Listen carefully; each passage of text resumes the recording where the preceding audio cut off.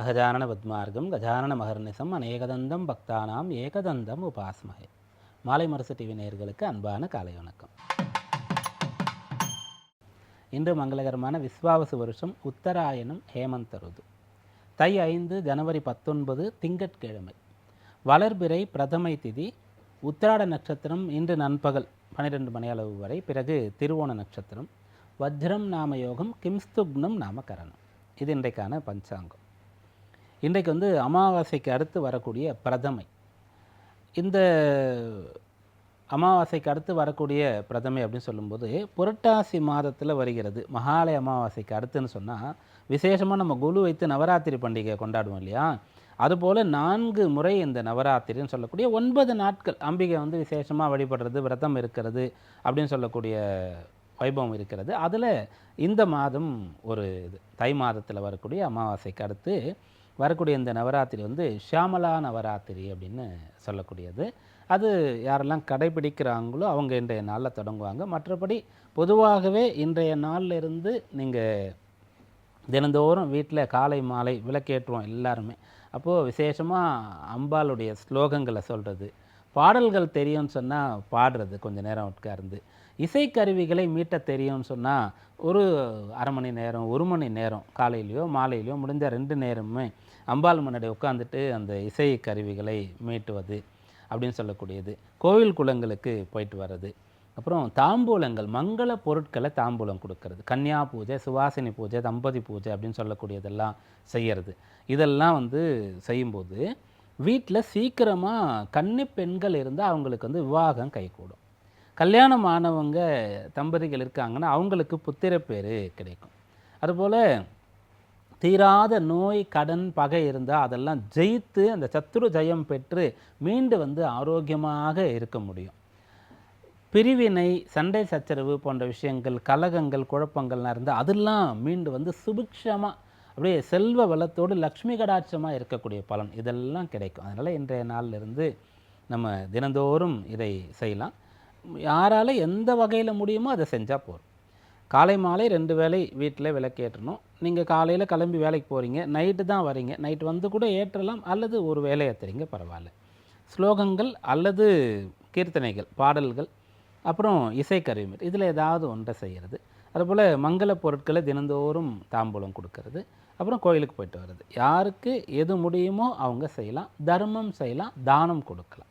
இதெல்லாம் ரொம்ப விசேஷமான பலனை இந்த தை மாதத்தில் நமக்கு கொடுக்கும். அப்படி செய்யும்போது இந்த தை மாத வெள்ளியும் நடுவில் வந்துடும். அதில் விமர்சையாக நீங்கள் செய்யலாம். இன்றைக்கான நவக்கிரக நிலைகளில் மிதுனத்தில் குரு, சிம்மத்தில் கேது, மகரத்தில் சூரியன், சந்திரன், செவ்வாய், புதன், சுக்கிரன், கும்பத்தில் ராகு, மீனத்தில் சனி.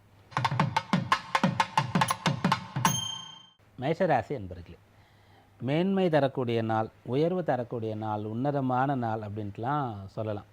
முதல்ல உங்கள் ராசியாதிபதி உச்சம். 2வது 5 குடையவன் 10ல் இருக்கார். 3வது 10ல் புதன் சுக்கரனுடைய சேர்க்கை. கல்வி நல்லா வரும், வேலை நல்லா இருக்கும், வேலை இல்லாதவங்களுக்கு வேலை கிடைக்கும், பிஸ்னஸ் ஆப்பர்ச்சுனிட்டின்றது கிடைக்கும், அதற்காக லோன் கிடைக்கும், அதற்காக பண உதவி கிடைக்கும், வேலையாட்கள் கிடைப்பாங்க, அரசு அங்கீகாரம் ஒப்புதல் கிடைக்கும், பிஸ்னஸை டெவலப் பண்ண முடியும், தேக ஆரோக்கியம் பிரச்சனையாக இருந்தால் சரி பண்ணிக்க முடியும், வாங்கிய சொத்துக்களில் பிரச்சனை இருந்தால் அதை சரி பண்ண முடியும், சொத்துக்களை அனுபவிக்க முடியும், சமுதாயத்தில் நல்ல பெயர் கிடைக்கக்கூடிய யோகம் இருக்கிறது, பிரபல்யமாக முடியும். குறிப்பாக இப்போ இன்றைக்கு உத்திராடம் வேறு நட்சத்திரம் நண்பகல் வரைக்கும் மேஷராசியில் இருந்து யாரெல்லாம் ஒரு உயர்ந்த அரசு பதவி வேணும்னு நினைக்கிறீங்களோ அதுக்கு முயற்சிக்கலாம். யாரெல்லாம் நான் அரசியலில் இருக்கிறேன், எனக்கு இப்போ ஒரு பொறுப்பு வேணும், நான் யாருன்றது எல்லாருக்கும் தெரியணும், என்னுடைய பெயர் பிரபல்யமாகணும், எனக்கு ஒரு பதவி வேணும், நான் இந்த முறை சாதித்து காட்டணும், நான் அரசியலுக்குள்ளே போகலாமா இப்படின்றவங்களுக்கெல்லாம் எஸ் எஸ் எஸ் டிக்குன்னு போடலாம். அந்த அளவிற்கு இந்த 10ஆம் இடம் அவ்வளோ வலிமையாக இருக்கிறது, ராசியாதிபதி வலிமையாக இருக்கிறது, சூரியன் வலிமையாக இருக்கிறது, சந்திரனும் அந்த இடத்துல இருக்கிறது. அதனால் இந்த காலம் அவ்வளோ சாதகமாக இருக்கிறது. அதனால் பயன்படுத்திக்கங்க. உங்கள் வேலைகளோடு சேர்ந்து இது போல் கூடுதல் உங்களுடைய பேஷனுக்காக கூடுதல் வேலைகளை செய்ய போகிறீங்க. அதை கூட விரைய சனின்னு எடுத்துக்கலாம். அலைச்சல் நிறைய வேலை இருக்குது, வேலை பளு இருக்குது, ஆனால் அதனால் எதிர்காலத்தில் நல்லது நடக்கும். அஸ்வினியில் பிறந்தவர்களுக்கு முன்னேற்றம் தரக்கூடிய நாள். பரணியில் பிறந்தவங்க இன்றைய நாளில் எந்த ஒரு விஷயத்தையும் எதிர்பார்க்கலாம், முயற்சிக்கலாம். ஆனால் நேர் வழியில் மட்டும்தான் முயற்சிக்கணும். கிருத்திகையில் பிறந்தவர்களுக்கு செல்வாக்குள்ள நபர்களுடைய அறிமுகம், உதவி இதெல்லாம் கிடைக்கக்கூடிய நாளாக இந்த நாள் இருக்குது. ரிஷபராசி என்பவர்களுக்கு உயர்கல்வி சம்பந்தமான அனுகூலம் 100% இருக்குதுன்னு சொல்லலாம்.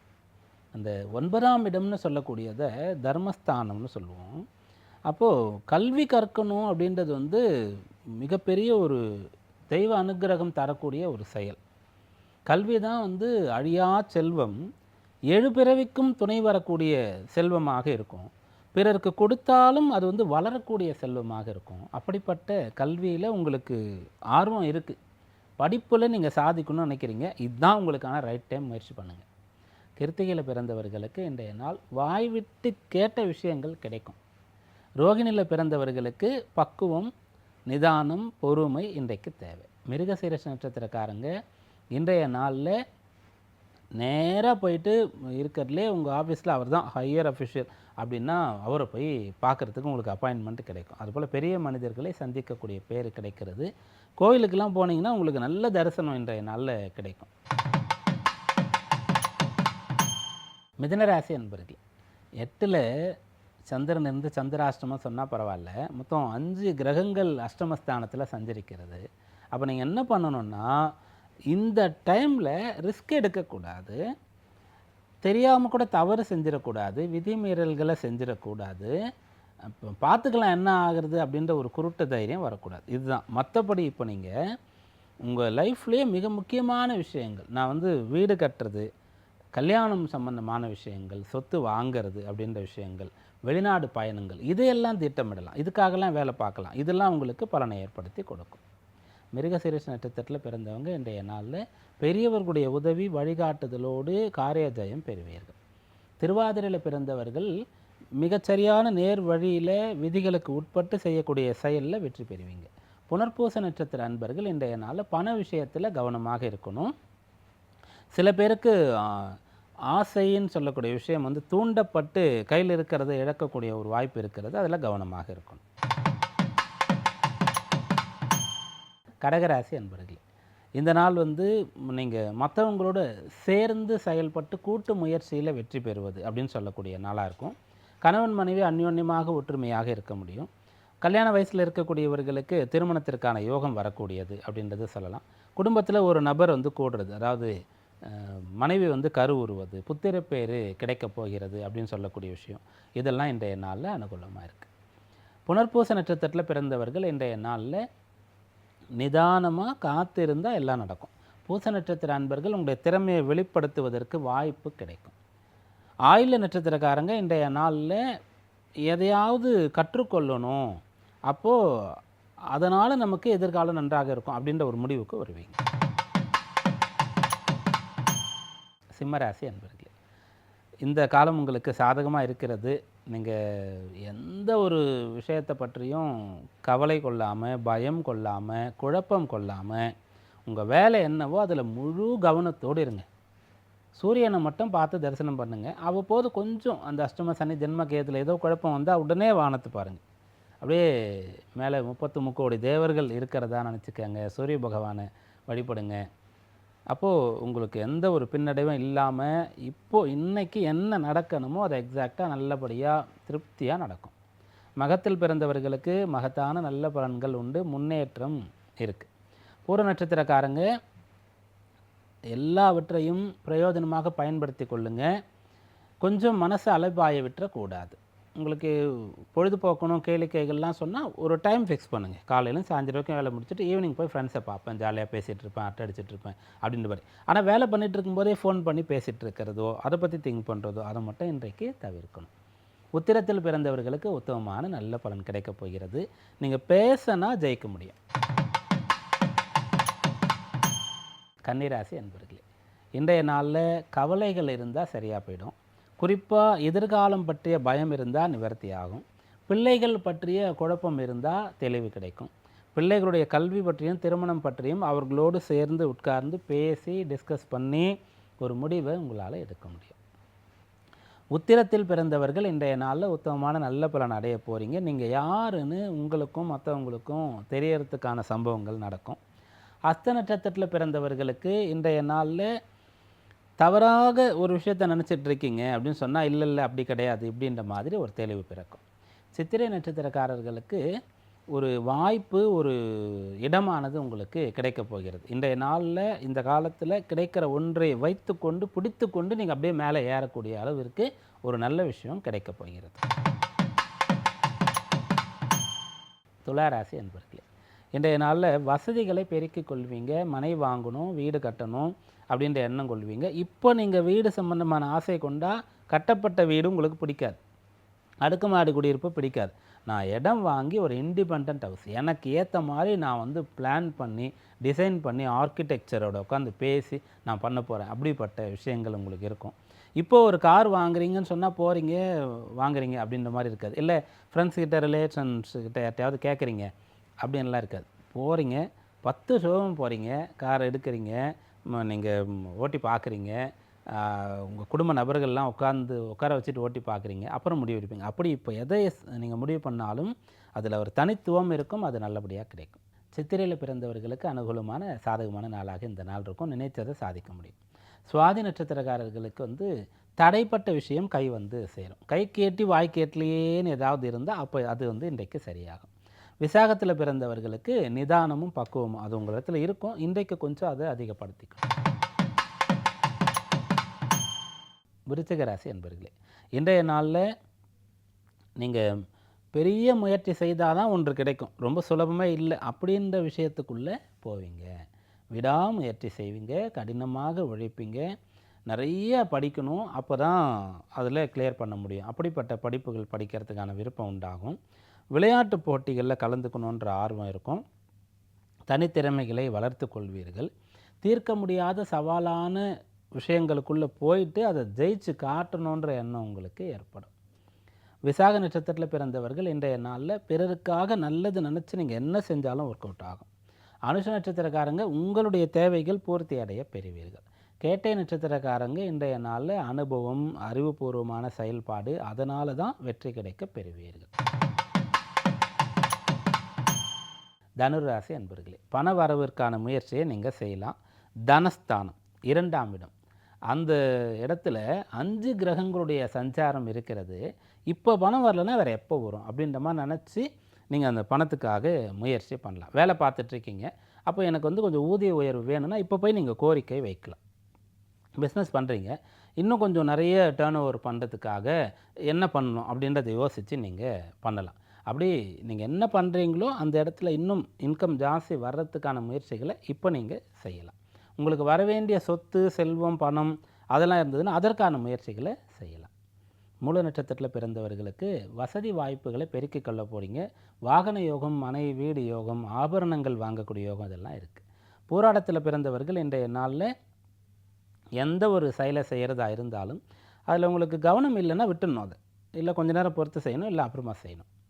உத்திராடத்தில் பிறந்தவர்கள் இன்றைய நாளில் உங்களுடைய நட்சத்திரம் நண்பகல் வரைக்கும் இருக்கும். அப்போ என்ன பண்ணலான்னா காலை நேரத்தில் நீங்கள் பெரியவர்களிடத்தில் ஆசை பெறலாம். சூரிய நமஸ்காரம் செய்து நாளை தொடங்கலாம்.